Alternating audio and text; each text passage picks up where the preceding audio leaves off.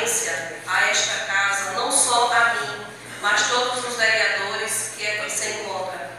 E aí é bem louvável a preocupação de Zé em saber se está transmitindo ou se não está, mas em relação a esta casa está tudo em ordem. Deve ter sido alguma questão de internet.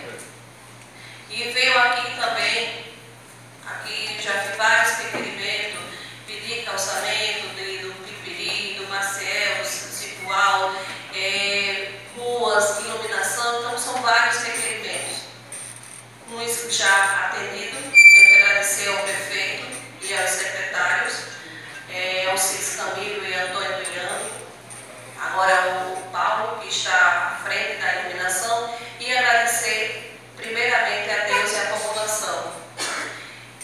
O maior ponto positivo para mim, para Neide e Teotônio,